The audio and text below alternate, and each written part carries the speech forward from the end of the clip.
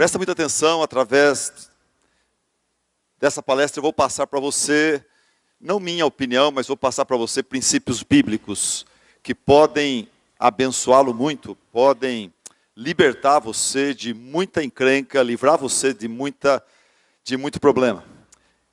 Começo contando a história de um seminarista que não ouviu essa palestra que eu dei, ou se ele ouviu esses princípios, ele não obedeceu e ele se deu muito mal. Esse seminarista, ele saindo do seminário, palavra da vida até parece, e lá fala muito que pastor tem que casar e casar logo, eles apertam muito. No seminário costuma fazer isso com os jovens, os moços, né, que querem ser pastor. E ele ficou em dúvida, porque na igreja dele tinha duas moças, duas candidatas. Uma era linda de morrer, mas era quieta, aparentemente não tinha nenhum dom, talento assim especial para ajudar no ministério. A outra não era tão bonita, mas ela cantava, ela tocava piano e cantava muito bem. Uma solista de primeira. E esse jovem, pensando de forma idealista, pensando no ministério, né? Não pensando nele mesmo, ele falou, vou escolher casar com aquela que é uma ótima solista, ela vai me ajudar no ministério, juntos nós vamos poder servir a Deus. E a história fala que, tragicamente, ele casou-se, ela fez um solo na cerimônia, foi muito lindo, mas quando ele foi para o lua de mel, acordou no outro dia, olhou para ela assim, ele levou um susto e falou, ai, minha filha, canta, por favor, canta alguma coisa. Tem graça nenhuma, né?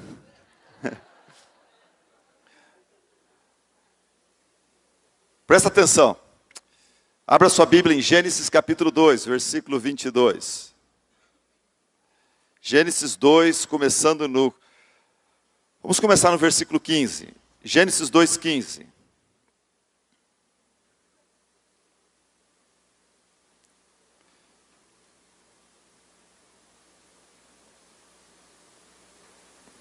Gênesis 2:15. Palavra do Senhor.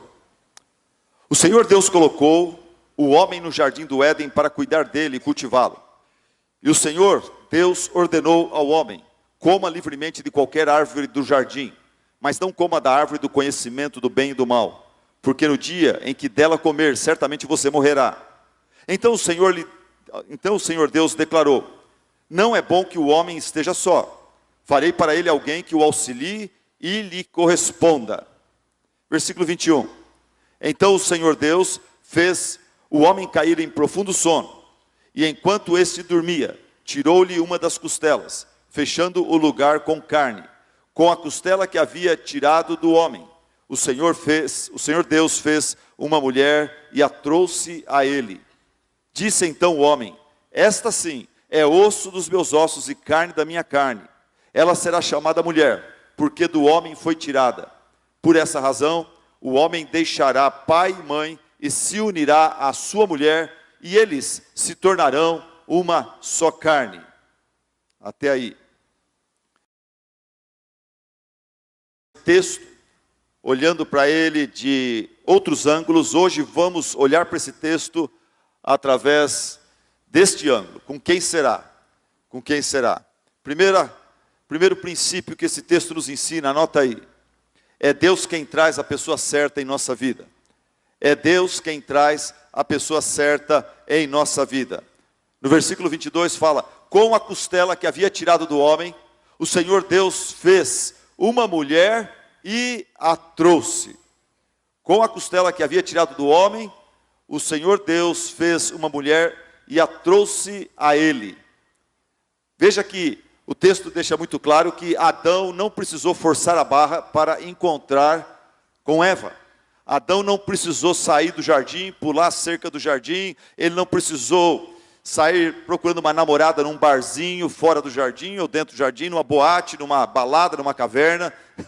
Ele não precisou se afastar de Deus, ele não precisou quebrar a lei de Deus para encontrar a sua amada. O próprio Deus viu a necessidade de Adão e o próprio Deus supriu essa necessidade. Mateus 6,8, Jesus fala assim, o vosso Pai Celeste sabe do que você precisa, antes mesmo de você pedir. Quando você está chorando na presença de Deus, Deus me manda aquela Rebeca, me manda meu Isaac. Deus já sabia, antes de você falar, antes de você clamar, Deus já sabe o que você precisa. E Ele é o maior interessado em te abençoar na hora certa. Então veja que Adão não correu atrás da Eva. Adão não correu atrás de uma Eva. Mas na providência de Deus, Adão encontrou sua Eva enquanto fazia a vontade de Deus. Essa frase é importante. Ela em si mesma é um princípio, debaixo desse primeiro princípio, que é Deus quem traz a pessoa certa em nossa vida. Adão não estava correndo atrás, reclamando e clamando e desesperado atrás de uma Eva, mas na providência do próprio Deus que o ama e que te ama e que me ama, na providência do próprio Deus, ele encontrou, ele não precisou procurar ir atrás, ele encontrou sua Eva enquanto fazia a vontade de Deus. Nós encontramos, eu preguei aqui há 2, 3 anos atrás, como achar a pessoa certa, em Gênesis 24. Rebeca encontrou o seu Isaac enquanto ela fazia o quê? Enquanto ela se maquiava e fazia chapinha e andava com roupa muito assim, insinuante para chamar a atenção dos rapazes. Não, Rebeca encontrou seu Isaac enquanto ela ajudava a mãe dela, enquanto ela buscava água para sua família, fazia um trabalho duro de carregar cestos, carregando água, né? Como é? Vasos de barro, né? Com água dentro. E ela ali decidiu ajudar Eliezer, o servo de Abraão, que pediu que ela desse água para ele, para os seus camelos, e ela fez isso. Então ela estava ajudando as pessoas, servindo a família, servindo a comunidade. Ela estava na posição de serva, e ali Deus traz para ela o enviado do seu Isaac para buscá-la. Na nossa igreja em Tupã, na minha ex-igreja em Tupã, igreja da ex-igreja também, da Thaísa, né? Eu sei de uma história, eu fui pastor lá, sei da história do Paulo Afonso. Paulo Afonso hoje acho que é um dos líderes naquela igreja. Quando eu cheguei lá, ele era um jovem de 16, 17 anos. E ele encontrou-se com a Débora enquanto ele se dedicou. Ele era um dos primeiros rapazes que teve a ideia de trabalhar no berçário e ajudar nesse ministério de cuidar de crianças. E eu achava tão legal, eu encorajava muito a ele. E eu tenho certeza que ele não foi lá por causa disso, mas lá ele encontrou-se com uma outra moça que também voluntariou-se para trabalhar nos berçários e cuidando do filho dos outros durante o culto, perdendo o culto. Ele acabou se enamorando dela, ela dele, e se casaram. E hoje tem 2 filhos, 2 filhos.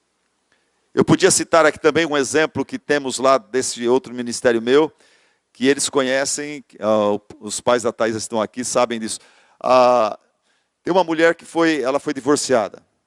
O nome dela é Cristina Polo. O marido dela a abandonou e daí ela começou um ministério para solteiros, casados, divorciados. E ela falou: pastor, você nos apoia? Eu falei: sim. Então ela começou a reunir para jantares, uma vez por mês, todos os solteiros, divorciados, descasados da região vinham para aqueles encontros. Chegamos a ter 60 pessoas em jantares e eu trazia a palavra para eles. E ao fazer isso, o que aconteceu? Ao fazer isso, ela acabou encontrando-se com o seu atual marido agora. Outro exemplo que eu tenho na minha vida é de um rapaz chamado Hans. Eu e a Vanger encontramos esse descendente de alemães lá nos Estados Unidos, no estado de Seattle. Encontramos ele lá, falamos das necessidades aqui no Brasil, e esse jovem falou: olha, vocês estão começando uma escola de inglês, tendo em vista o evangelismo, e eu me proponho a ir para o Brasil e ficar 1 ano lá. Eu vou dar 1 ano, igual os mormons fazem, eu vou fazer também. Eu vou dar 1 ano da minha vida para ajudar vocês naquela escola em São José dos Campos. E o Hans veio passar 1 ano com a gente aqui. E quando ele voltou, ele já voltou apaixonado e sendo também objeto de paixão da Anderly, minha sobrinha. E estão casados, tem 5 filhos, né, Vange? 5 filhos agora.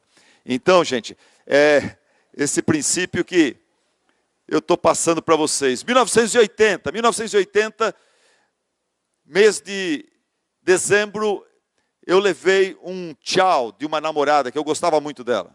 Eu era apaixonado por ela. E ela, um dia antes do culto, chegou em mim e falou, sabe, o culto está para começar, tem uma coisa muito séria para você falar para contigo. E, na verdade, ela queria falar antes do culto, para não dar tempo da gente discutir, né, o relacionamento. Então, ela falou, você é muito bacana, você é muito bonito, você é muito legal, você é tudo que eu queria, não sei o que tem, mas o meu sentimento, aquele sentimento a mais por você não está crescendo proporcional ao seu sentimento por mim. E por isso eu acho que é melhor de dar um tempo. Gente, eu entrei para aquele culto arrasado. E eu que tocava a guitarra no culto. Deu vontade de não tocar nada, vontade de pegar aquela guitarra e tocar na cabeça dela. Mas naquele culto, ali eu senti que a minha consciência falando para mim, Silas, agora você faz parte do louvor aqui e tal, né? Louvar a Deus quando você estava paquerando, quando ela te deu bola, quando ela aceitou namorar com você, você louvava a Deus com entusiasmo e tudo mais. Agora é a hora de Deus ver se você o ama por causa da namorada, por causa das bênçãos, ou se você o ama porque Ele é Deus. E eu lembro que naquele culto foi o culto que eu louvei a Deus com a forma mais sincera que eu jamais pude louvar a Deus na minha vida. Foi um culto que eu falei, Deus, mesmo as coisas não estando do jeito que eu gosto, mesmo sentindo bem machucado, eu te amo, eu te adoro, tu és meu Deus. E eu vou continuar a minha vida. O que aconteceu? Logo veio o retiro de carnaval. E eu estava sem dinheiro para poder ir no retiro. E eu também estava desanimado para ir no retiro. Eu estava sem dinheiro e eu estava desanimado. E eu falei, não vou nesse retiro não, vou ficar em casa e tal. E daí os organizadores do retiro falaram, olha, se você for para tocar no retiro e ajudar com outras coisinhas mais, você vai de graça. Você não tem desculpa para não ir. Cara, não fica aqui não vai ser bom para você, vamos lá. E mesmo não querendo ir, porque ela ia estar lá, e eu queria estar longe dela para não me machucar mais. E medo daquela noite de gala, né? Eu vê-la entrando com meu rival. Eu fui e lá Deus falou ao meu coração e dirigi a parte do louvor, ajudei na parte do louvor. E lá eu conheci minha esposa, a Vanja. Lá eu conheci a Vanja, a gente ficou junto primeiro dia, segundo dia, terceiro dia. Quando voltamos para São Paulo, continuamos o relacionamento. Então, meu ponto aqui para encorajar você é esse. Você não corre atrás de ninguém, mas você serve ao Senhor. E enquanto você vai servindo a Deus, enquanto você vai procurando ser bênção, na providência de Deus, Deus coloca no teu caminho a pessoa certa. É Deus quem traz a pessoa certa em nossa vida. É Deus quem trouxe a pessoa certa na vida de Adão. É o que nós vimos nesse texto. Enquanto Deus não traz a pessoa certa na sua vida, resista à tentação de correr atrás de alguém. Confia, Ele é poderoso para sustentá-los através dos desafios da vida de adulto solteiro. Deus é poderoso para te sustentar através dos desafios da vida de solteiro. E eu vou falar mais tarde, se der tempo, sobre os desafios da vida de casado, que muitos que são solteiros não olham, não veem, não querem saber, mas existem. Eu quero te mostrar para você que ser casado não é fácil, tem desafios também, mas Deus é poderoso para te fortalecer, para você enfrentar os desafios da vida de solteiro. Essa moça que casou-se com Hans, ela é minha sobrinha. Ela veio e morou conosco 2 anos. E ela orava a Deus por um namorado. Ela já estava com 20 e tantos anos e ela orava a Deus por um namorado. Eu lembro de uma vez que nós fomos para Campinas, eu fui pregar numa igreja, encontro de jovens como esse. Na volta, ela estava muito triste no banco de trás. Eu, a Vângela, no banco da frente, a gente voltando para São José dos Campos. E ela falou assim, vocês notaram uma coisa? Eu falei, não. O quê? Falou, vocês notaram que nenhum dos rapazes veio falar comigo? Daí ela falou, tem alguma coisa errada comigo? Eu tenho cara de ET. Qual o meu problema? Nenhum rapaz, num encontro cheio de rapazes e moças, ninguém veio falar comigo. Qual o meu problema? Daí eu falei para ela, olha, talvez Deus está fazendo o seguinte, Ele está fechando os olhos dos rapazes para eles não virem e atrapalhar algo que Deus tem para você no futuro. Olha, eu não sou profeta nem filho de profeta, mas eu acertei na lata. Porque daí veio o tal do Hans. E quando o Hans chegou, ela foi ao aeroporto de Guarulhos para recepcionar esse descendente de alemães. E quando o Hans viu Anderli lá no aeroporto, ele soltou a mala no chão e ficou olhando para ela assim, hipnotizado. E daí ele passou, até isso aí atrapalhou o ministério dele durante aquele ano que ele ficou conosco, porque ele ficou muito distraído. E nós felizes pela Anderli, e enfim. Ok, qual que é o primeiro ponto? Então, é Deus quem traz a pessoa certa em nossa vida. Se Ele não trouxer, é melhor você não pegar a ajuda do diabo, não. Senão você vai se dar mal. Então, deixa Deus trabalhar. Deixa Deus trabalhar. O que mais? Segundo ponto. Deus traz a pessoa certa na nossa vida, na hora certa. Deus traz a pessoa certa na hora certa. O texto é muito claro. Deus, e a gente conhecendo o caráter de Deus, a gente sabe que Deus não traria Eva na vida de Adão, se Adão fosse um moleque que só pensasse em brincar, em dormir, jogar videogame, em ficar no WhatsApp o tempo todo. Deus não faria isso.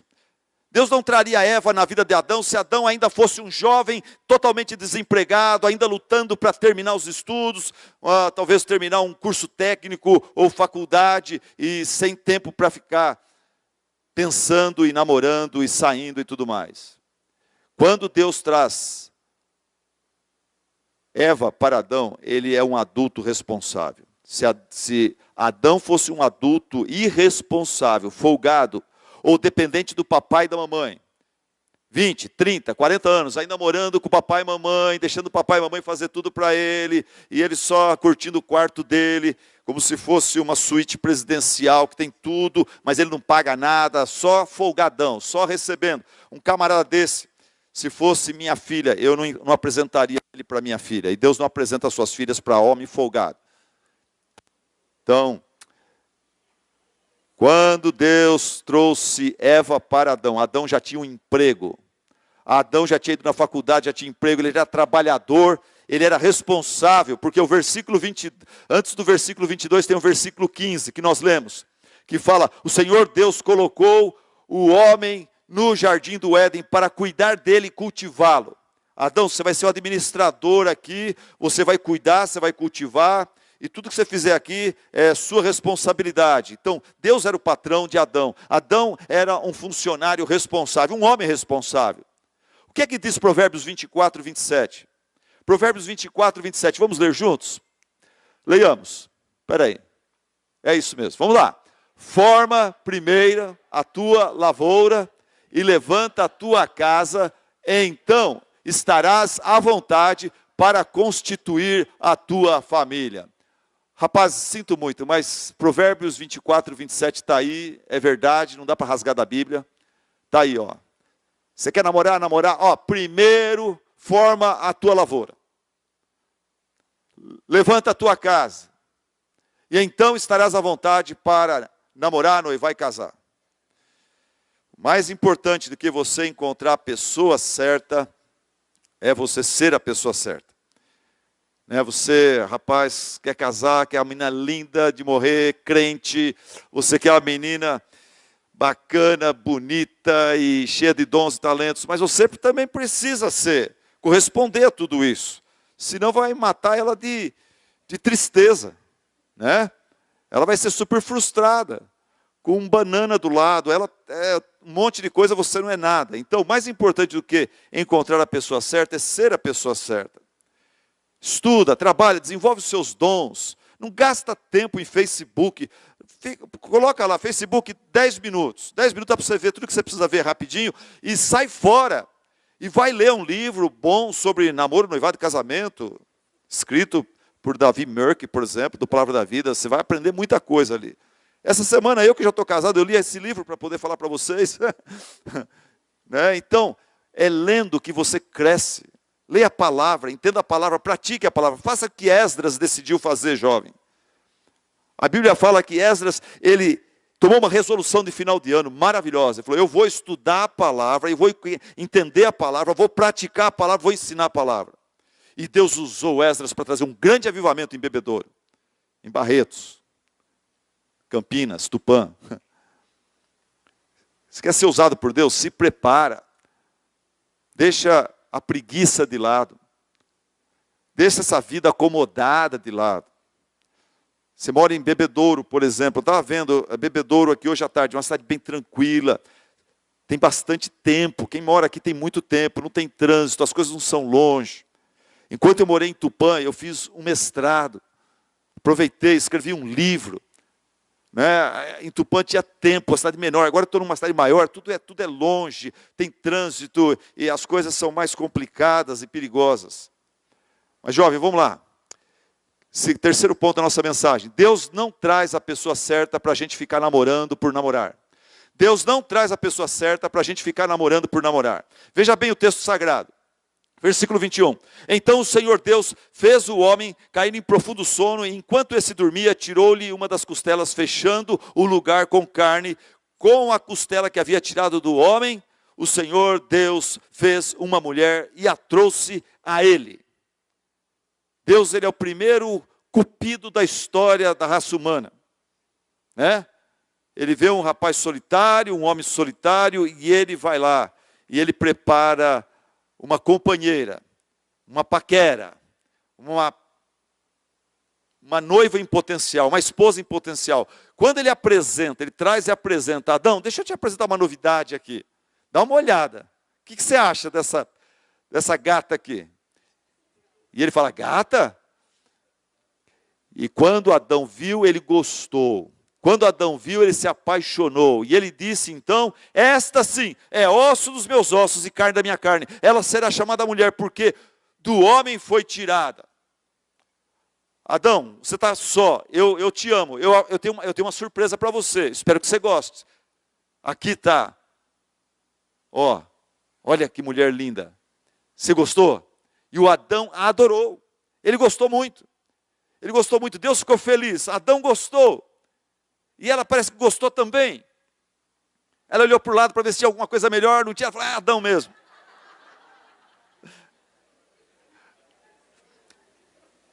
E assim que Deus viu o brilho no olhar dos dois, aquele homem e aquela mulher olhando um para o outro, filhos de Deus, Deus vê o brilho no olhar um do outro.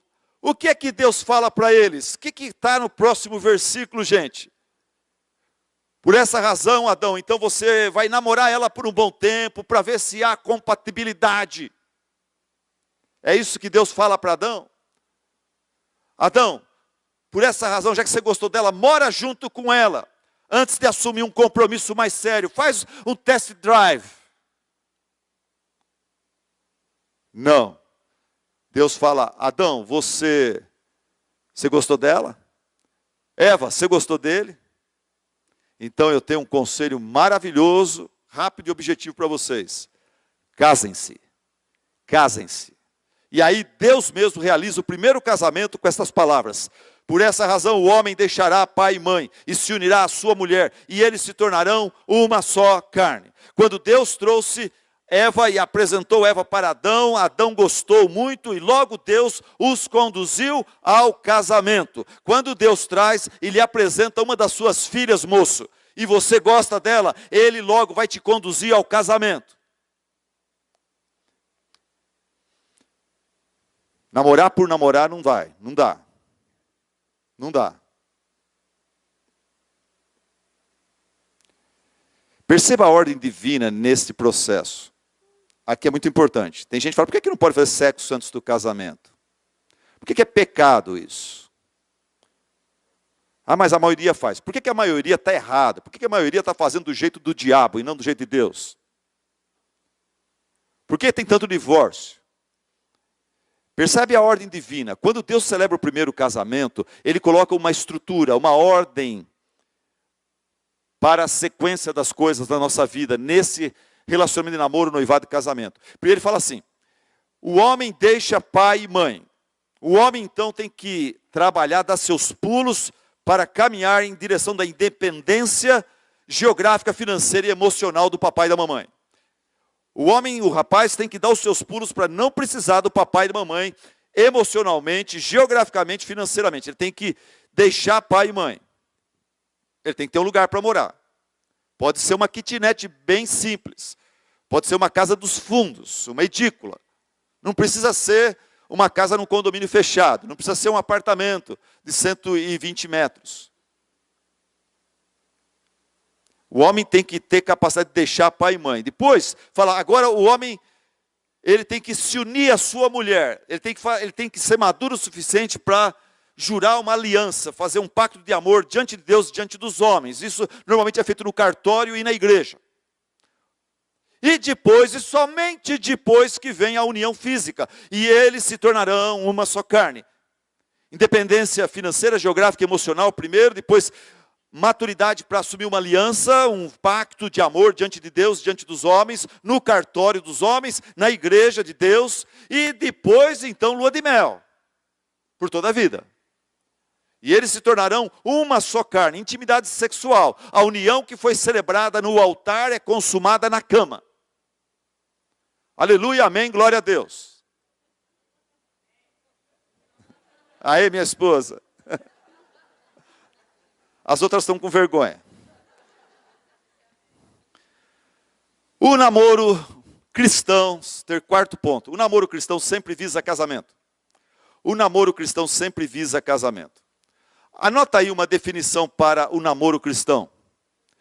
Anota uma definição para o namoro cristão. E aqui, gente, eu estou assumindo que você é um cristão. Eu estou assumindo que você é uma pessoa regenerada pelo Espírito Santo. O Evangelho chegou na sua vida, você entendeu. E o Evangelho é uma mensagem, mas essa mensagem é poderosa. Você entendeu e ela impactou a sua mente, o seu coração, a sua volição. Você é um discípulo de Cristo. Eu estou assumindo isso. Se você não é isso, você não vai gostar das coisas que eu estou falando aqui. Para você, essas coisas que eu estou te falando aqui parecem besteira, loucura. Tá bom? Mas a Bíblia fala que o homem natural, ele não consegue compreender a Bíblia. Ele não consegue compreender a palavra de Deus. Para ele, aquilo é loucura, porque ele vive num outro reino. Ele está debaixo de uma outra autoridade, não a autoridade de Cristo. Mas vamos lá. Então eu estou assumindo que você é um crente, um jovem crente, tá bom? Essa palestra é para jovens crentes, não é para qualquer um. Então, o que é um namoro cristão? Namoro é o período de relacionamento entre duas pessoas do sexo oposto com o objetivo de se prepararem para o casamento. Vamos falar juntos para acordar? Vamos lá? Namoro é o período...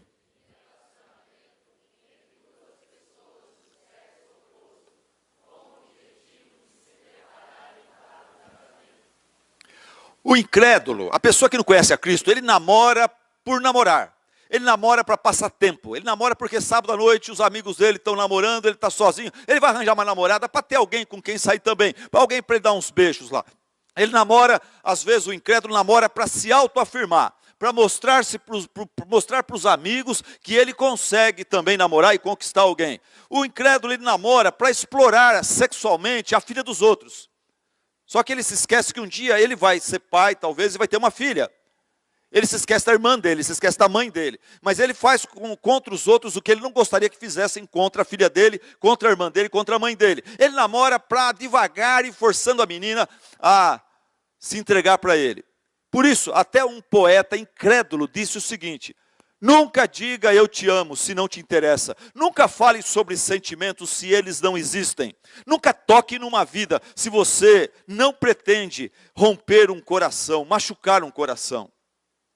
Não faça para os outros o que você não gostaria que fizesse para sua irmã, para sua filha, para sua mãe. O incrédulo namora por namorar, mas o cristão ele namora para casar-se. Ele namora pensando no casamento. Eu estou falando aqui, eu estou vendo um levanta aqui e vai embora, outro levanta e vai embora. Daqui a pouco eu vou ficar sozinho aqui, eu e os pastores. Vamos lá, Jó, aguenta firme aí. No final tem bênção para você, vamos lá. O cristão namora pensando em um casamento. O propósito primordial do namoro cristão é a glória de Deus. O propósito, isso aqui é importante, o propósito primordial do namoro cristão é a glória de Deus. Não é me casar, mas é a glória de Deus. Porque às vezes o namoro não dá certo.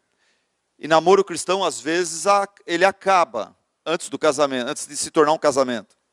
mas ele foi um namoro levado de uma forma pura e santa para a glória de Deus. E os dois continuam amigos para o resto da vida, não tem problema. Eles continuam se cumprimentando, nenhum tem vergonha do outro, nenhum tem a raiva do outro. Nós namoramos, nós oramos, nós namoramos, nós nos respeitamos. Não deu certo. Glória a Deus. Deus te abençoe e mande na sua vida uma pessoa melhor do que eu. O namoro cristão, o propósito primordial do namoro cristão é a glória de Deus. Para a glória de Deus, o cristão namora pensando no casamento. Mas não quer dizer que vai dar certo. Que é 100% certeza que tem que terminar no altar.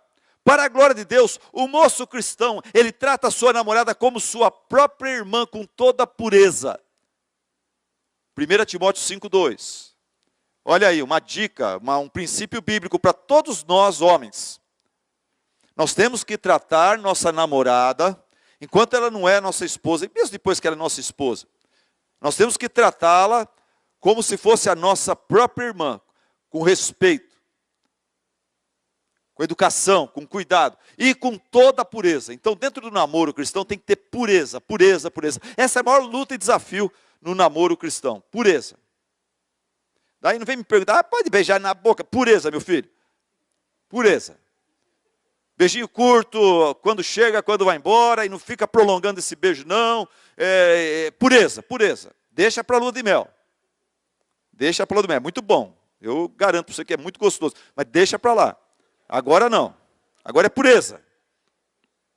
Mesmo quando o namoro não termina no casamento, Deus foi glorificado, pois o namoro foi levado de forma santa diante de Deus. Qual que é o problema do namoro prolongado demais? Agora eu vou falar sobre isso. Eu falei no primeiro ponto, segundo ponto, que Deus, ele traz à sua vida uma pessoa legal para uma Eva. Você gosta, ela gosta, ele fala, ok, então, nada de pensar em primeiro acabar a faculdade, em primeiro comprar um terreno, em primeiro construir um sobrado de 2 andares, em primeiro ter carro zero, em primeiro ter dinheiro para dar uma festa para 500 pessoas, lá no salão de festa mais chique da região, primeiro nós vamos ter que ter dinheiro para ir para a lua de mel em Cancún. Não, não. Ela é bonita, gostou? Ele é bonito, gostou? São crentes? Vocês tem uma empatia, tem um amor, uma atração física, há uma compatibilidade, ela é crente, ele é crente. Então, casamento. Casa, vai no cartório, casa o pastor no gabinete dele, chama os pais lá, casa lá, tal. Deixa para dar festa daqui 5 anos, daqui 10 anos. Deixa fazer Cancún, né, quando der. Casa. Foge da imoralidade sexual. Qual que é o problema do namoro prolongado? Eu não preciso nem responder, você já sabe, né? Você já sabe. Quando o namoro começa a esticar muito, o moço e a moça começam a desanimar-se. Eles começam a perder o foco. Até o pai, a mãe, o sogro, a sogra, tudo começa a desanimar. A hora que fala o nome daquele namorado, todo mundo... 2 anos e nada ele fala de casamento. 3 anos. 4 anos. O cara vem aqui, já dorme baba no sofá aqui e nada de casamento. Que coisa ridícula. Provérbios 13:12 fala assim, a esperança que se retarda deixa o coração doente. A esperança que se retarda. Um dia eu vou casar com você, aguenta firme aí, 1 ano, 2 anos, quem que aguenta? Chega uma hora que a noiva fica desesperada. Muitos jovens, no meu ministério, eu vi já muitos jovens perderem um ótimo partido por serem lentos demais. Aquela super moça que tinha tudo a ver com eles tudo a ver com elas, ela acaba desanimando. Os pais acabam sussurrando no ouvido dela tanto, olha, é gelado, esse cara não vai casar com você nunca, ele está te enrolando, sai fora, esse cara é lento demais. Boi lerdo, bebe água suja. Esse cara é um boi lerdo. Você casar com ele, esse cara é lerdo, ele é devagar, não tem iniciativa, não é líder. E a moça acaba, chega uma hora que ela... Tem uma moça que eu estou pensando agora, que ela foi numa outra cidade, num encontro de jovens, vieram os americanos, não sei, fazer um tour lá, ela conheceu um cara bem mais, sabe, resolvido. E o cara logo deu a entender para ela, falou assim, se você gostar de mim, eu gostar de você, eu não vou pedir você em namoro, eu vou pedir você em casamento. Uau, uau, uau! Que delícia. Isso é tudo que um sogro quer ouvir, não é, Nedair? A gente que tem filhas, eu tenho 4 filhas. 4 filhas. A coisa mais gostosa é ver um homem barbado chegar e falar, olha, eu não quero namorar sua filha, eu quero casar com ela. Falei, dá um abraço aqui, você é homem de verdade. Eu queria ficar beijando sua filha, pegar na mãozinha dela, ficar 1 ano, 2 anos, 3 anos, 4 anos, até terminar a faculdade. O namoro demorado é uma porta aberta para o diabo tragar nossa pureza, comunhão com Deus, alegria espiritual e bênção de Deus. Vamos aos fatos. 1 Coríntios capítulo 7, versículo 1 e 2. Quanto aos assuntos sobre os quais vocês escreveram, o pessoal tuitou lá o apóstolo Paulo falando, negócio de casamento, noivado, a gente pode namorar, não pode e tal. Quanto aos assuntos sobre os quais vocês me escreveram, é bom que o homem não toque em mulher. Mas, por causa da imoralidade que nos assedia, então, cada um deve ter sua esposa, e cada mulher seu próprio marido. Depois no versículo 7, próximo slide. Ele fala, gostaria que todos os homens fossem como eu, permanecessem solteiros. Paulo era solteiro. Então gostaria que todos os homens ficassem sem uma companheira.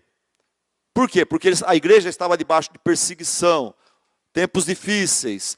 Formar família quando você está fugindo e sendo perseguido por causa do evangelho não é fácil. Gostaria que todos os homens fossem como eu, para se dedicar à pregação do evangelho, que é muito urgente num mundo que está indo para o inferno. Gostaria que todos os homens fossem como eu, tivessem força e domínio próprio para focar em Cristo e não se preocupar com casamento e etc. Mas, ele fala, cada um tem o seu próprio dom da parte de Deus.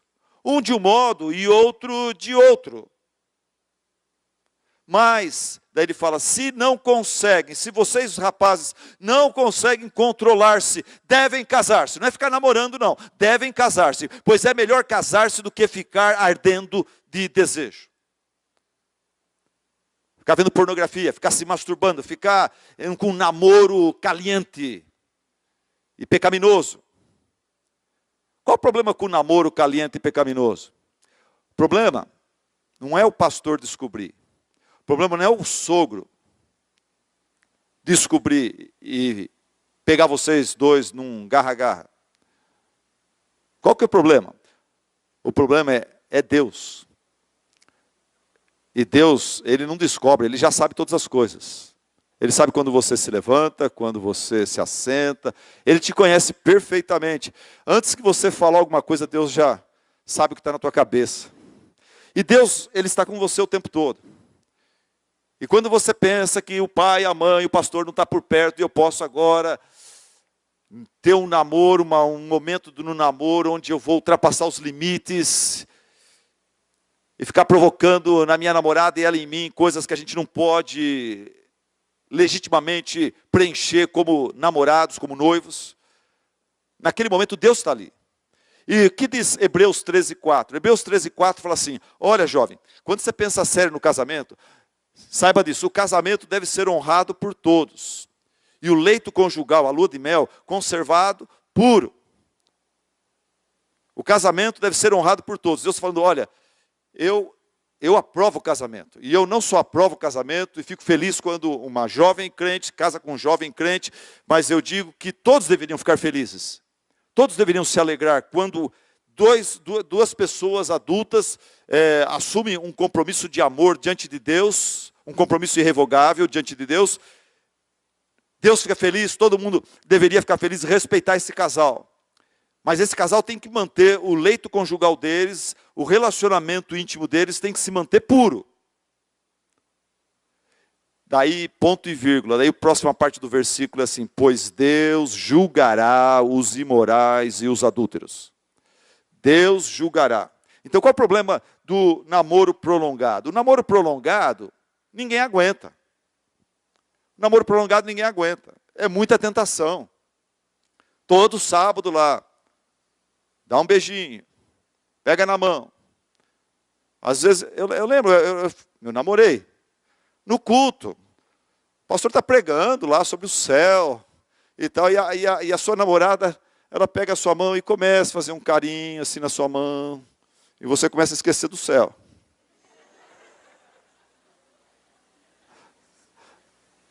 E vem domingo após domingo, aquele carinho, ele não para ali, a gente sempre quer um pouco mais, não é? E namoro prolongado não dá outra, acaba em pecado. Você acaba indo para a lua de mel antes da hora. Às vezes não vai completamente, mas vai quase, e fica aquele sofrimento, e aquele sentimento de culpa, e a gente não pode mais fazer isso, e aquela guerra, aquela tortura, né? Então, o namoro tem que ser o mais curto possível, o mais curto possível.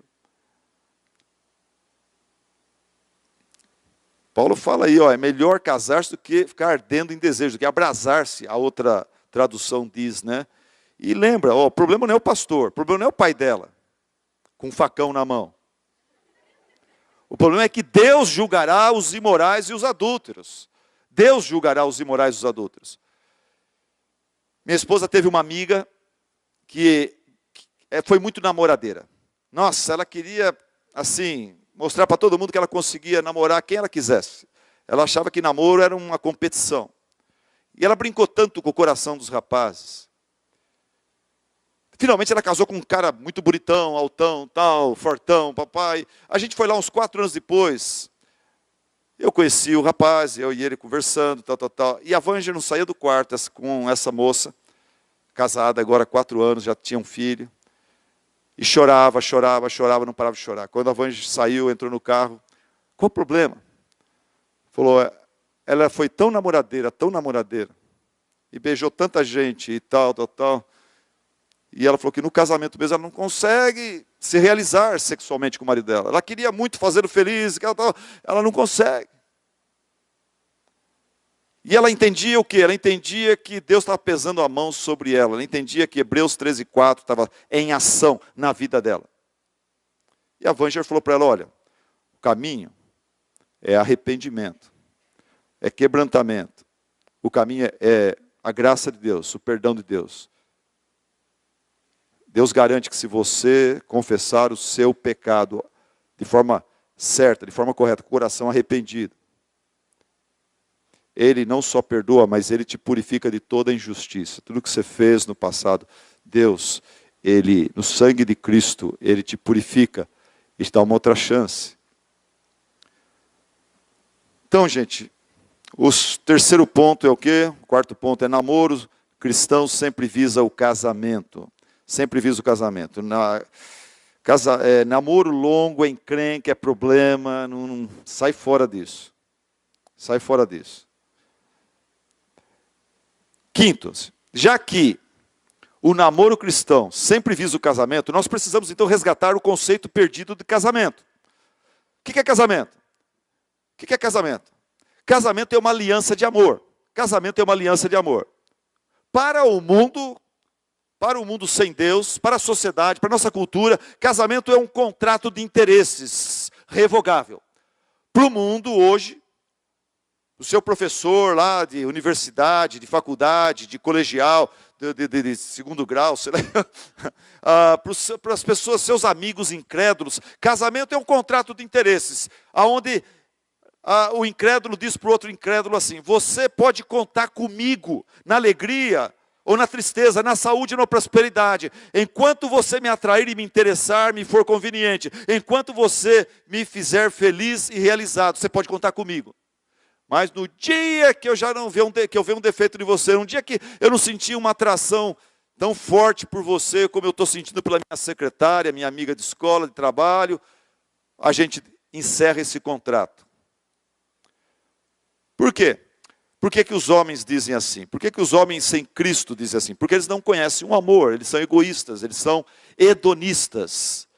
Eles vivem baseado naquela filosofia, eu vivo para curtir, eu não vivo para servir, eu não vivo para amar, eu não vivo para abençoar os outros, eu vivo para ser abençoado. Eu vou fazer um contrato com essa pessoa.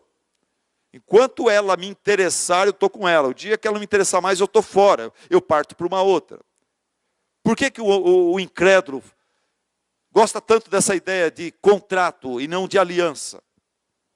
Porque para o incrédulo, sua liberdade, sua alegria e sua realização é muito importante. E ele não quer se amarrar, ele quer liberdade. Mas, para o cristão, casamento não é um contrato. Casamento é uma aliança de amor irrevogável entre um homem e uma mulher diante de Deus. Pode ir por aí. Casamento, fala comigo, vamos lá, gente, para acordar, fala bem alto, que nem um exército, vamos lá. Casamento é uma aliança de amor irrevogável entre um homem e uma mulher, diante de Deus. É diante do pai, da mãe, dos amigos, mas diante de Deus acima de tudo. Aquele negócio da cerimônia, gente, aquilo é culto a Deus. Eu sempre converso muito com a noiva, com o noivo, especialmente com a noiva. Olha, você está aqui, veio falar comigo, marcar data, quer casar, fazer curso pré-nupcial. Uma perguntinha para você. Por que você, noivinha, quer casar-se na igreja?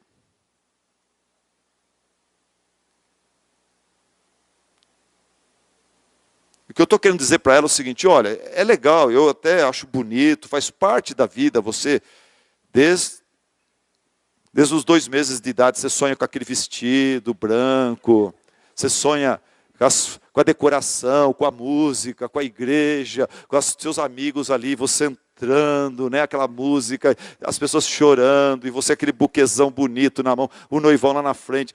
A cerimônia é um sonho que a mulher tem, mais forte do que o próprio homem. Mas a mulher não pode esquecer que ela é uma coadjuvante, ela não é o personagem principal ali. O personagem principal ali é Deus, aquele é um culto a Deus, onde o nome dele, a presença santa dele está sendo invocada. E aonde você vai fazer um juramento solene, diante dos pais, diante dos amigos, diante dos irmãos, diante do Criador dos céus e da terra, do justo juiz. E se você levar esse juramento a sério, você tem a aprovação dele, você tem a defesa dele, você tem a bênção dele. Se você quebrar esse juramento, você tem a ira dele, você está pecando contra ele, você está fazendo o papel de tolo. Em Eclesiastes fala que Deus não se agrada do juramento feito por tolos. Pessoas que falam, eu falei lá, mas eu não estava realmente sabendo o que eu estava fazendo. Isso é tolo. Não compareça diante dos homens e diante de Deus no momento solene, faz um juramento e depois não leva aquilo a sério. Quando Deus castiga, hoje, nossa sociedade, onde há tantos homens que abandonam suas esposas e quebram a sua aliança com elas, e esposas hoje que abandonam seus maridos e quebram a aliança que elas fizeram diante de Deus, essas pessoas todas merecem o quê? Merecem o castigo de Deus, merecem disciplina de Deus, merecem a ira de Deus. As pessoas estão zoando com Deus, estão achando que Deus é palhaço. E depois eles reclamam ainda, por que Deus não me abençoa? Eu gosto muito daquele versículo no Antigo Testamento que fala, em vez de reclamar por que Deus não te abençoa, reclama dos seus pecados, contra os outros, contra Deus. Para de reclamar com Deus, para reclamar de você mesmo, de quanto você tem pecado e pisado na bola contra Deus. Mas o casamento é uma aliança de amor irrevogável entre um homem e a mulher diante de Deus. Em Gênesis 2:24 fala, por essa razão o homem deixará seu pai, sua mãe, e se unirá à sua mulher, e eles serão uma só carne. Então aqui nós temos Adão nesse casamento, nesse modelo básico de casamento, a gente tem um homem e uma mulher, Adão e Eva diante de Deus. Casamento é isso, um homem e uma mulher que se amam, que têm uma atração física um pelo outro, que são maduros o suficiente para assumir um compromisso irrevogável de amor diante de Deus, homem, mulher e Deus. A palavra deixa, una-se, torne-se, são definitivas. Casamento envolve 3 palavras muito importantes. Deus fala, por essa razão, o homem tem que deixar de uma vez por todas papai e mamãe. Ele tem que se unir de uma vez por todas com a sua mulher. Ele tem que se tornar de uma vez por todas uma só carne com essa mulher. Jesus entendeu muito bem essa exegese, porque lá em Mateus 19:6, Jesus fala, aquilo que Deus uniu, não o separe o homem. Esse unir-se é colar. Quando você deixa pai e mãe, quando você vai no cartório, diante de Deus, você faz um juramento, e você vai para a cama, e você consolida aquele casamento, aquele juramento, aquela aliança, através de um ato sexual. Você está se unindo à sua esposa, a palavra no hebraico aqui é soldando, vocês estão sendo soldados, uma peça na outra. Para ilustrar isso, você pode pegar 2 folhas de sulfite, desse sulfite com uma gramatura maior, mais forte, uma folha de sulfite dessas duras, e você passa a cola tenaz ali, e solda um no outro ali. E daí você bate com a mão, aquela cola tenaz no meio, você e a sua esposa aqui. Você cola bem, espera secar, vai tomar um café, meia hora depois você volta. Os dois se tornam um só. Se você caprichar, as 2 folhas parecem uma só. Daí você fala assim, ok, eu não gostei do que eu fiz. Eu vou separar. É possível? É possível, mas não vai ficar legal não. O que acontece? Eu já fiz isso no encontro de casais. Você começa a puxar, você separa os dois, mas fica um levando pedaço do outro. Aquela pessoa nunca mais é mesmo.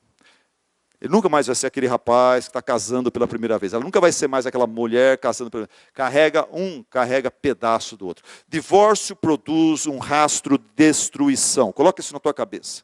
É uma frase simples, mas é verdadeira. Divórcio não resolve problema. Às vezes ele é necessário. Se o cara está batendo na mulher, a mulher está batendo no cara. Já teve casos assim, hoje em dia a coisa está ficando doida, né? Tem marido apanhando aí. A mulher dormindo com o revólver. Não tem, isso aí é loucura. Então eu como pai não vou falar para minha filha, não, fica aí com esse cara, ele tem um revólver, ele está falando de te matar, fica lá, porque o que Deus uniu não separe o homem. Não, isso aí é sério. É um atentado contra a vida. Casamento é importante, mas a vida, sem vida não tem casamento. Então, tem hora que o divórcio se faz necessário, por causa da dureza do coração dos homens. Mas, o divórcio sempre deixa um rastro de destruição. E, normalmente, esse rastro é mais profundo no coração dos filhos, e dos pais, e do sogro e da sogra. A gente faz a festa, a gente ora, a gente torce, a gente se alegra, a gente ajuda a comprar o terreno, a gente marca as férias. O meu filho e meu genro estão brigando. Minha filha e meu genro estão brigando. Estão falando de separação. Gente, olha, tira a graça de tudo. Deixa um rastro de destruição. Nas crianças, então, muitos de vocês são filhos de divórcio aqui, sabem como que é. Não é fácil, é muito triste. Por isso que Deus odeia o divórcio. Ele fala em Malaquias. Aquilo que Deus uniu não separe o homem. O que é casamento, então? No casamento cristão, um homem cristão, uma mulher cristã séria, esses noivos cristãos, eles dizem o seguinte: você pode contar comigo na alegria ou na tristeza, na saúde ou na doença, na prosperidade ou na adversidade, até que a morte nos separe. Com a ajuda de Deus, pela graça de Deus e para a glória dele. Amém. É bem diferente do incrédulo. Você pode contar comigo, enquanto você me fizer feliz, enquanto eu achar que você me convém. Não, cristão não. Pela graça de Deus e para a glória de Deus, você pode contar comigo, até que a morte nos separe. Os propósitos de Deus para o casamento. Os propósitos de Deus para o casamento. Vamos para o próximo ponto. Os propósitos de Deus para o casamento. Rapidinho. Primeiro, resolver o problema da solidão.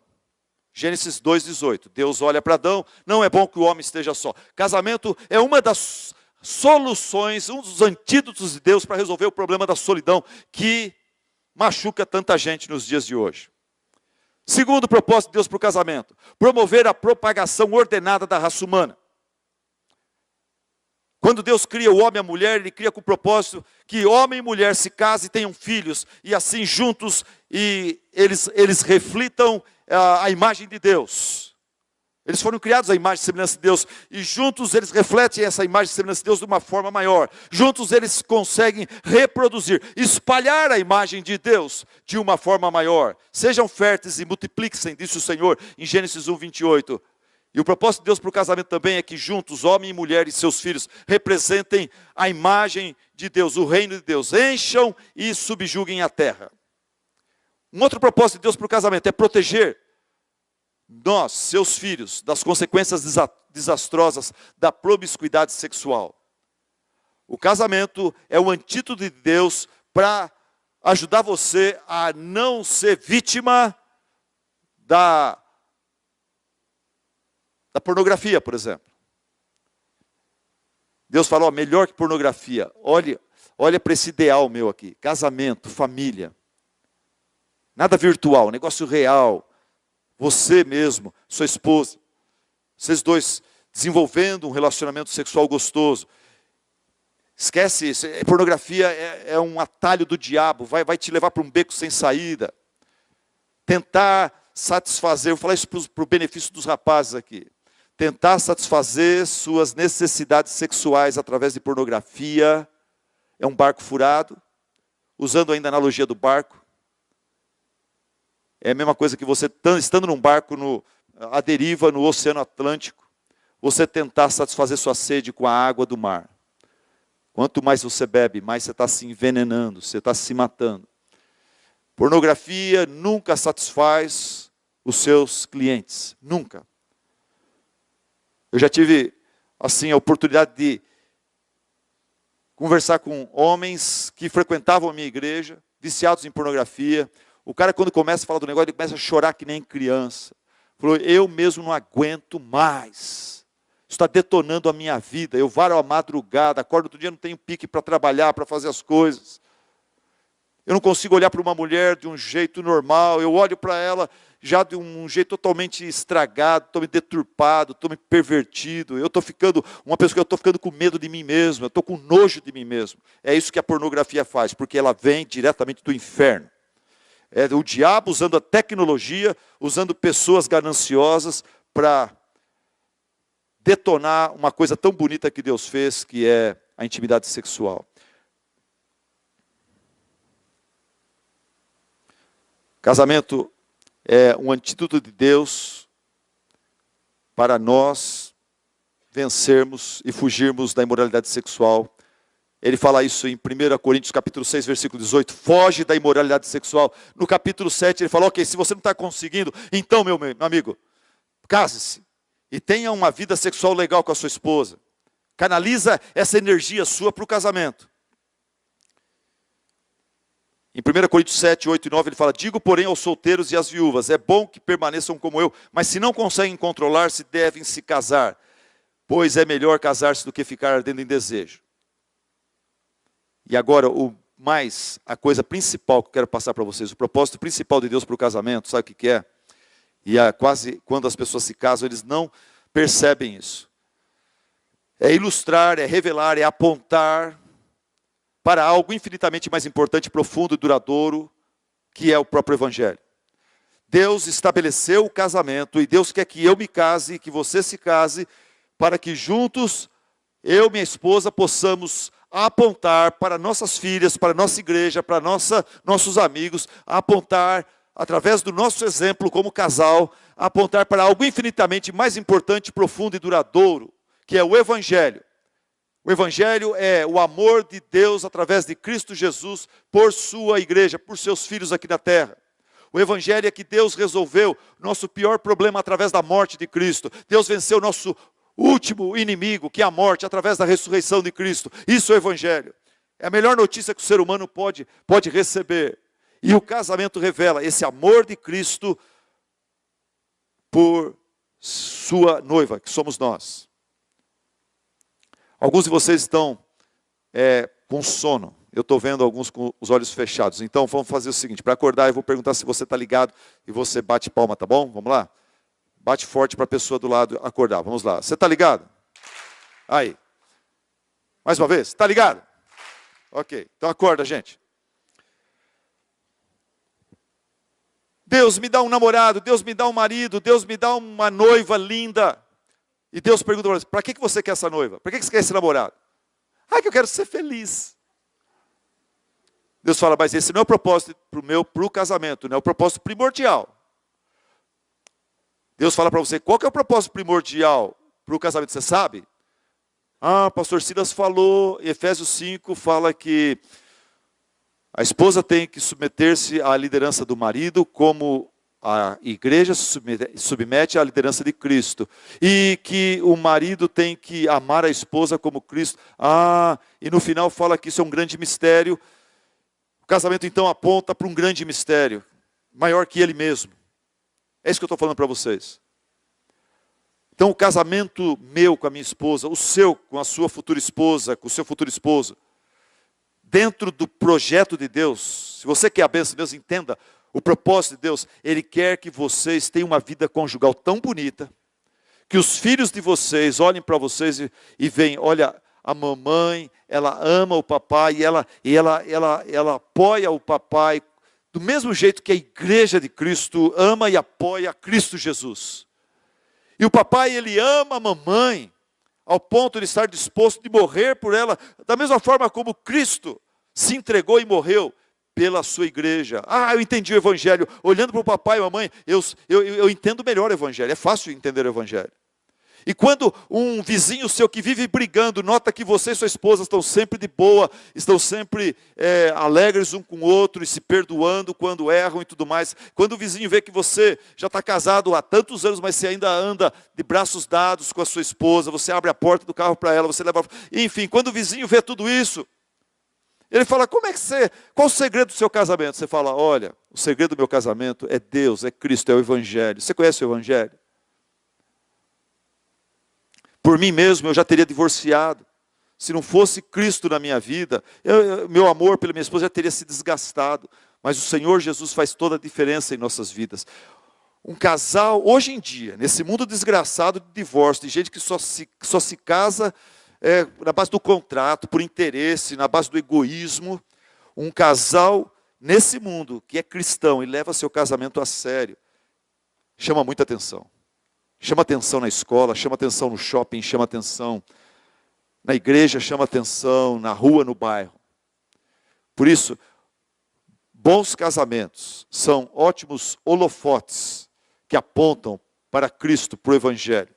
Esse é o propósito principal. Por que eu deveria, quando eu ambiciono o casamento, eu deveria lembrar disso? Senhor Deus, eu quero que o Senhor traga na minha vida uma pessoa que eu possa amar e ajudá-la a se santificar, e ela possa me amar e me ajudar a se santificar, e nós dois possamos servir ao Senhor de todo o nosso coração e viver o Evangelho na prática. Eu tenho mais coisas aqui, mas eu queria saber, acho que meu tempo já foi, né? Cadê o horário? Já foi. Rapidinho, tá bom? Rapidinho, ó. Eu durmo mais tarde hoje, vocês também, vamos lá. As alegrias e desafios da vida de casado e de solteiro. Eu quero falar isso porque é muito importante, especialmente para vocês solteiros que estão querendo, eu quero casar. Você sabe o que é casamento? Na prática, você sabe dos desafios da vida de casado? Sabe dos privilégios que é ficar solteiro? Vamos lá. Casamento é fonte de privilégios e desafios. Casamento é fonte de privilégios, de alegrias, independência dos pais. Eu lembro quando eu me casei, com 20 anos eu me casei. Minha mãe precisou, meu pai precisou ir lá na delegacia dar autorização para eu me casar. Eu era menor de 21 anos. Eu e a Vange parecia dois... Eu, moleque, ela é uma moleca, a gente lá tá no cartório, vamos se casar. Mas uma coisa que mexia muito comigo, eu estou agora independente do meu pai. Eu não preciso mais ajudar ele financeiramente. Meu pai comia 1/3 do meu salário. Agora eu falei, não, agora vai ficar tudo para mim. E eu não preciso mais falar que horas que eu vou chegar em casa. Eu sou casado. Eu, a Vange, pode sair do culto domingo à noite e ficar na pizzaria até fechar. Depois a gente pode ir para qualquer outro lugar. A gente pode viajar sozinho, sem precisar pedir permissão. Ai, que legal, a independência dos pais. Outra alegria do casamento, companheirismo. Dia e noite, você tem alguém ao seu lado, além de Deus, além de Cristo. Você tem a sua esposa, seu marido. Amizade íntima, apoio, cumplicidade, viagens, vida sexual, que é uma delícia. Mas não é tão fácil como vocês pensam não, viu? Vida sexual, quando você vai, igual eu fui virgão, tal, e não tinha experiência, chega lá, você pensa que vai ser 1000 maravilhas, né? No primeiro dia, não é. É uma escola. É que nem aprender a andar de bicicleta aos 20 anos, 30 anos. Você nunca andou, não sabe o que é, não tem equilíbrio. E alguém chega e fala, parabéns, você está casado. Pô, vocês dois podem andar de bicicleta, bicicleta dupla, os dois juntos. 2 guidões, 2 cilindros. Opa, bicicleta, agora nós podemos andar de bicicleta. E você vai na beira, meio fio da rua. Ok, Vange, vamos lá, agora, hein? É a nossa noitada, vamos lá. E a gente começa a pedalar e cai. E vai, ó, de novo, agora vai dar certo. E começa a pedalar. Depois de cair umas 10 vezes, a gente começa a andar em linha reta. Estamos conseguindo, a gente está conseguindo. Ah, que delícia. Ai, mas vem uma curva e a gente não sabe fazer curva. E vai no poste. Breca!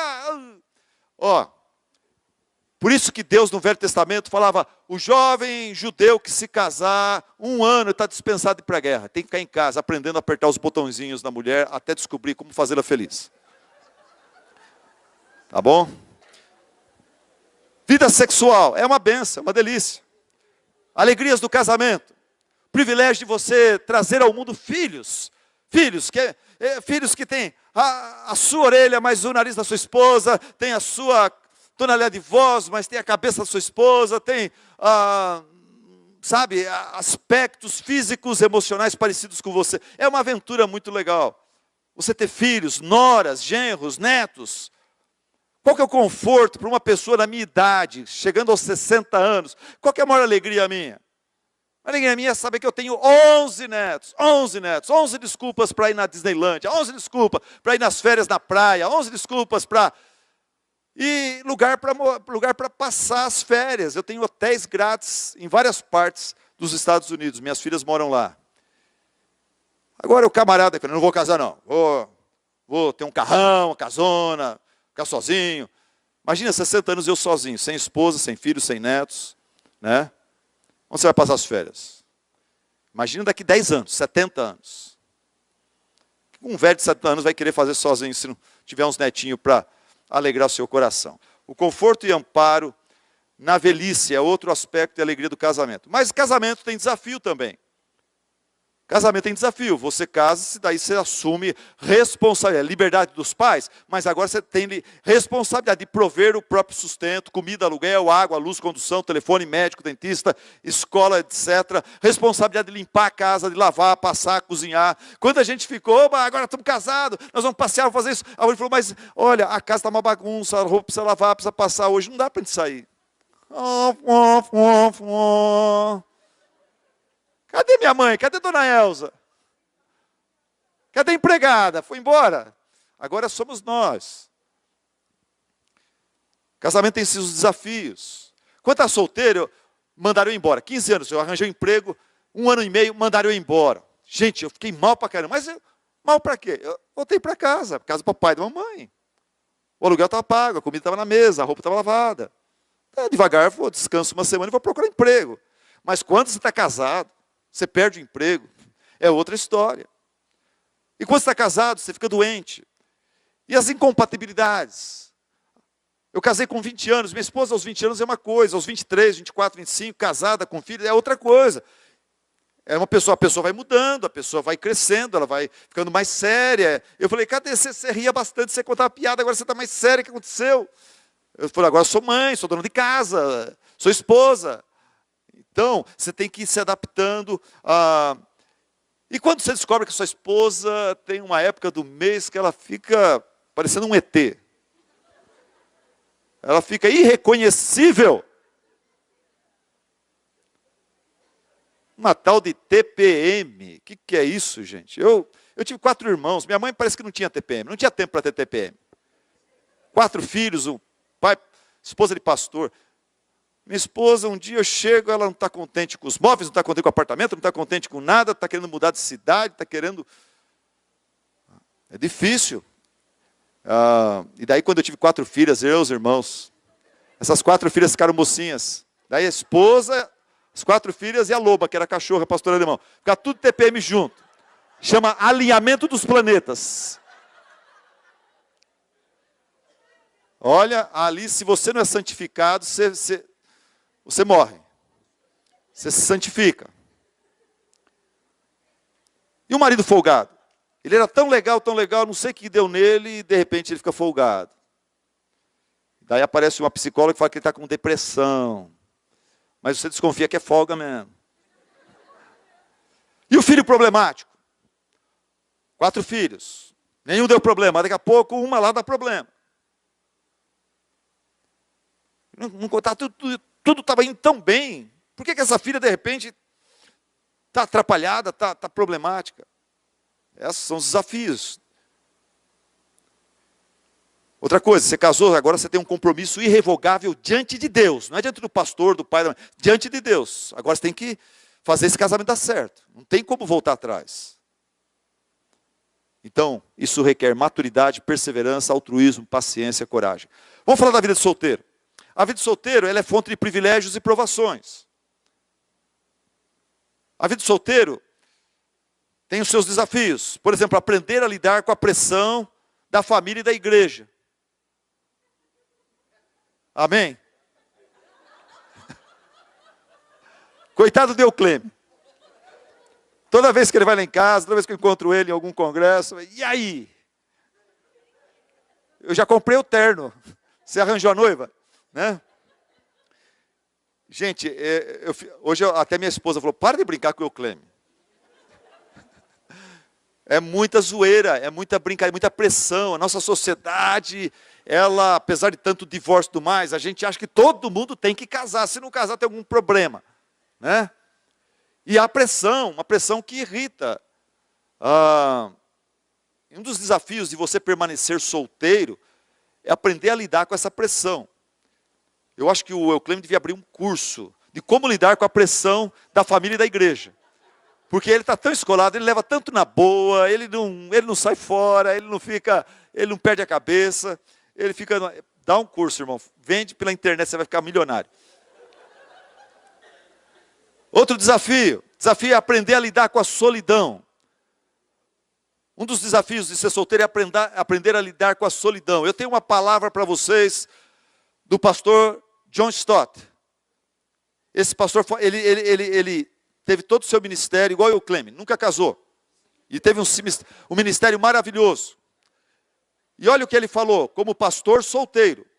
Ele falou, o casamento não é o único antídoto de Deus para a solidão. Acho que está aí, né? Aí, ó. O casamento não é o único antídoto de Deus para a solidão. Por exemplo, embora eu não tenha meus próprios filhos, tenho centenas de sobrinhos e sobrinhas adotados em todo o mundo, que me chamam de tio John. Eu estimo essas relações afetivas. Elas diminuem grandemente, mesmo que não amorteçam completamente as dores ocasionais da solidão. Está aqui um servo de Deus, falando sobre como que ele aprendeu a lidar com a solidão. Nós precisamos aprender. Um dos desafios na vida solteira é você aprender a encontrar a sua identidade e valor pessoal na pessoa de Cristo. Aprender a buscar e se alegrar na presença de Deus.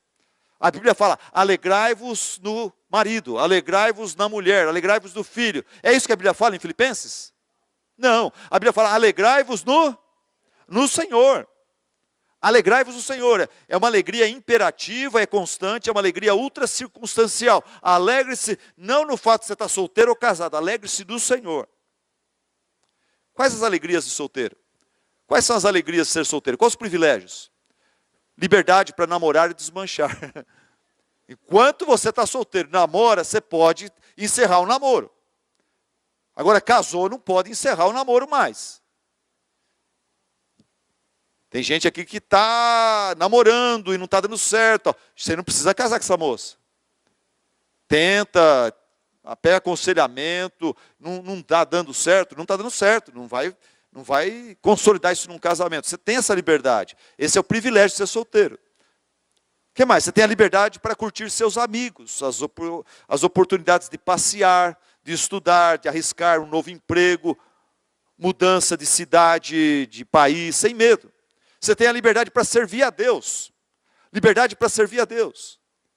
Tudo indica na Bíblia que João Batista, um dos maiores profetas usados por Deus, antes de Cristo vir ao mundo, ele era solteiro. Paulo, Jesus Cristo, Timóteo, parece que Timóteo era solteiro também. Há 3 domingos atrás, nós tivemos na nossa igreja uma missionária, acho que 70 anos de vida, mas cheia de alegria e vida. O nome dela é Nauzira. É solteira. Mas eu vi nela uma alegria maior do que eu vejo em muitas mulheres casadas da minha igreja. Ela está curtindo a vida servindo a Deus.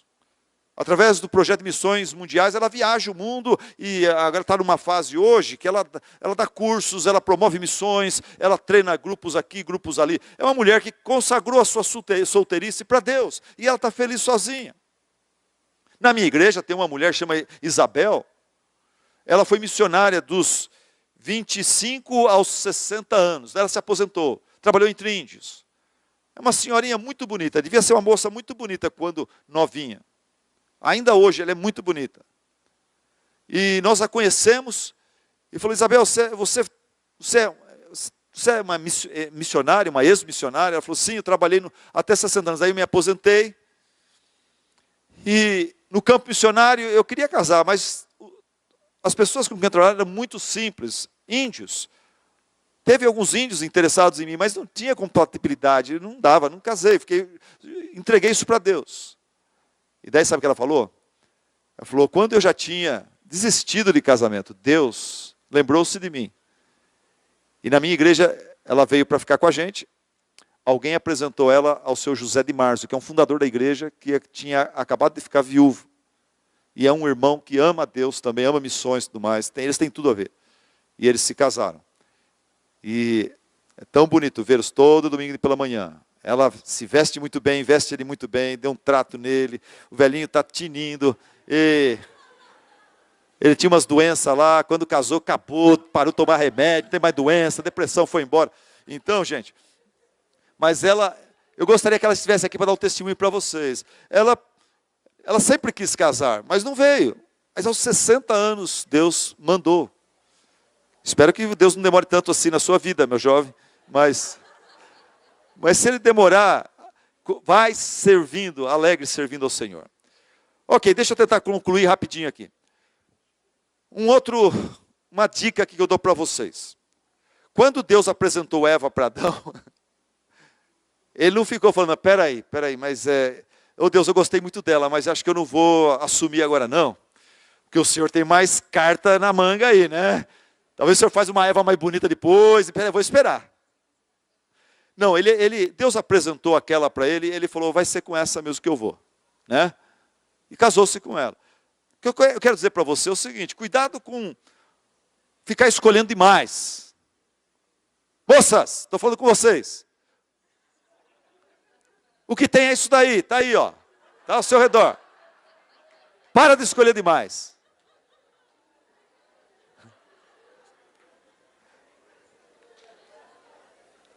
Deus traz, Deus apresenta, e você fica aí: acho que não tem mais um outro, não?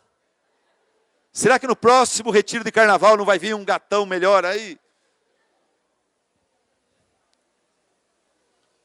Não, deixa eu falar uma coisa para vocês. Se vocês vissem como eu era quando a Vanger me encontrou. Gente, a mulher, ela tem a capacidade dada por Deus de devagar, sabe, falando: olha, usa um perfuminho, escova um dente. Hoje você está com um hálito tão gostoso. Ela vai incentivando, você vai aprender a escovar mais o dente.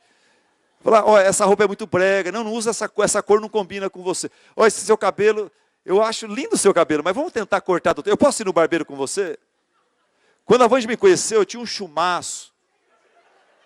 Parecia a Maria Bethânia. E eu achava que aquilo era moda, né? Anos 70, né? E eu não sabia o que era condicionador. Eu achava que condicionador era coisa para homossexual, não era coisa para homem, não.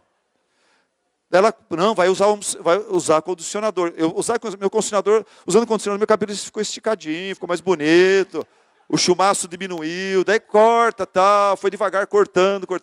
Entendeu? Faz a barba. Não tinha barba naquela época, tinha um negócio verde assim que eu queria.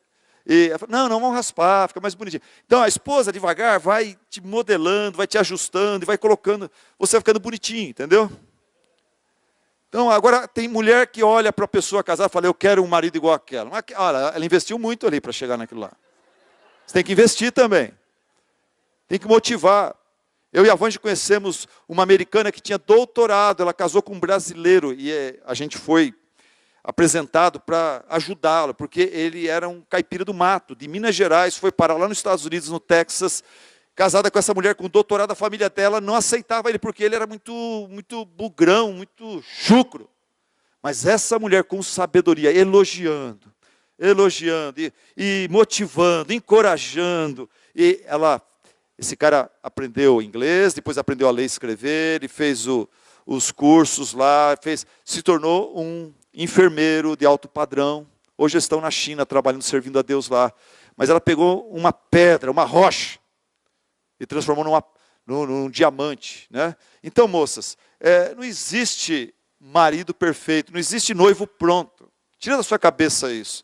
Deus está apresentando para você a Eva, o Adão. Para de ficar, não, mas não tem outro, não. Será que lá em Campinas, né? Outra coisa, eu diria assim, não existe mulher perfeita, não existe homem perfeito. O título da Fiel já diz tudo. Quando pecadores dizem sim, é um livro para casamento. Quando pecadores dizem sim, você não precisa nem ler o livro, já está falando, olha, casamento entre um homem de Deus e uma mulher de Deus é um casamento entre pecadores em processo de santificação de vida. Não tem marido perfeito, não tem mulher perfeita, vocês vão ter que se ajudar.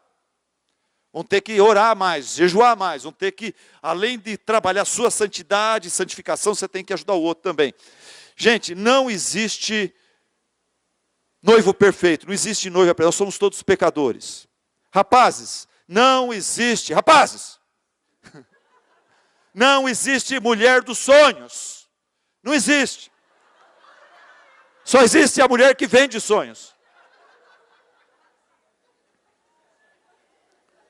Vocês já viram isso aí, né? Moças, para encerrar, a maioria de vocês são exigentes demais. A história fala assim, que tinha um shopping de maridos, para maridos. E duas moças solteiras da Igreja Batista de Bebedouro foram lá. Aquele shopping tinha 5 andares. E era o seguinte, a regra era o seguinte, você vai no primeiro andar e escolhe um marido lá. Se não escolher nenhum lá, você vai para o segundo andar. Se não gostar de nenhum do segundo andar, você não pode voltar para o primeiro andar, você tem que ir para o próximo andar. Tinha 5 andares. Primeiro andar, as moças entraram no elevador. A hora que o elevador abriu, a pessoa falou assim, aqui nesse andar nós oferecemos para vocês homens trabalhadores que gostam de crianças. Alguém quer descer do elevador e ficar por aqui mesmo? Elas, mas tem mais andares. Nós vamos cair para o próximo. Próximo andar. Chegou lá, a pessoa falou, olha, aqui nesse andar nós oferecemos para vocês vários candidatos. São homens trabalhadores que gostam de crianças e são bonitos. Eles são bonitos, gostam de crianças e são trabalhadores. Alguém quer ficar por aqui e pegar um marido aqui mesmo? Ah, mas tem mais 2 andares. Aí, acho que vou arriscar mais um. Terceiro andar.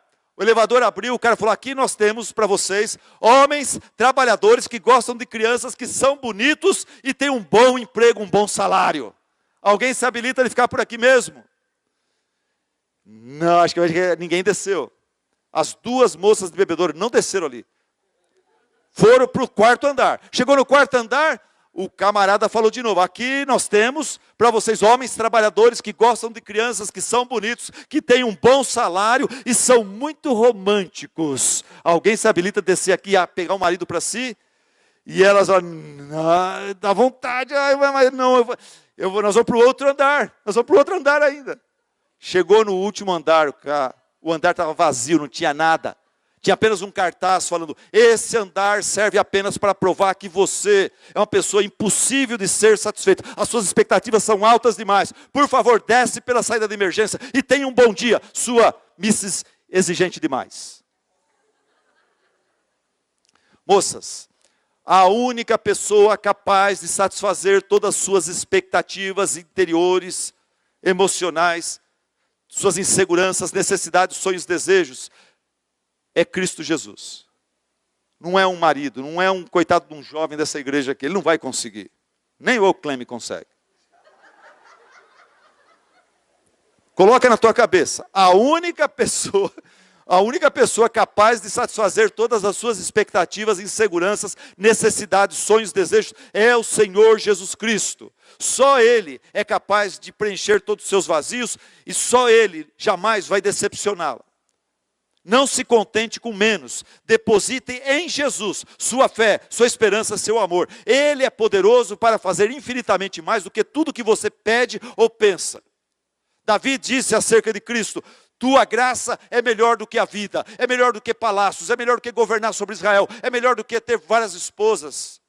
Paulo disse: tua graça me basta. E a senhora Rhea F. Miller disse: Jesus, não um marido, não um esposo, não um noivo, não uma noiva, Jesus é melhor sim que ouro e bens. Jesus é melhor do que tudo que tens, melhor que riquezas e posições, muito melhor do que milhões. Pode ser aqui na terra um rei com poder, domínio nas mãos, mas do mal escravo sim. 1000 vezes eu prefiro o meu Jesus e servi-lo até o fim.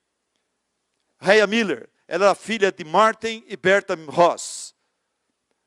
A sua mãe se converteu, ela se converteu, o seu pai era um agnóstico, era um alcoólatra, que trazia muita perturbação para a mãe, para ela, mas a mãe e ela oraram por aquele marido que vinha para casa, enchia a cara e dava trabalho e transformava o lar no inferno. E um dia o Senhor Jesus Cristo alcançou e transformou a vida de Martin. E Martin abandonou o alcoolismo. Deus libertou ele completamente. E no dia do seu batismo ele falou, deu testemunho e professou sua fé em Cristo e falou: hoje eu digo para vocês, 1000 vezes prefiro o meu Jesus do que ouro, bens, do que propriedades e tudo mais. E um dia ele acabou indo para o seminário, estudando, e já com meia idade ele se tornou um pastor. E ela, vendo o milagre que Cristo fez na vida do seu pai, ela escreveu essa música. Jesus é melhor sim que ouro e bens. Jesus é melhor do que tudo que tens. E na segunda estrofe ela fala: Jesus é melhor que qualquer valor. Amigo leal no prazer e na dor. Melhor do que tudo Ele é para mim. Melhor que qualquer amigo, enfim. Na última estrofe ela fala: Jesus é mais puro que a linda flor. Jesus é o sol da justiça e do amor. Jesus é fonte que satisfaz, caminho do bem, verdade e paz. Abaixe sua cabeça, feche seus olhos, vamos orar. Querido Deus e Pai, abençoa cada um destes jovens aqui presentes.